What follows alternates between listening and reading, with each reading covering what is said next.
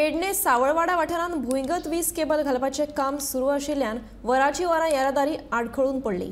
येरादारी सुरळीत करपाक घडणूक थळार येरादारी पुलीस लेगीत हाजीर नाशिल्ले। ताका लागून लोकांनी कंत्राटदाराचेर तशेंच येरादारी पुलिसाचेर तिडक उक्तायली। उपरांत थळाव्यांनी आनी पत्रकारांनी येरादारी सुरळीत करपाचो यत्न केलो। रस्त्याचें काम सुरू करचे पयलीं कंत्राटदारान पेडणे पुलिसांक कळीत करूं ना, देखून येरादारी पुलीस तैनात करूंक ना अशें पुलिसांनी सांगलें।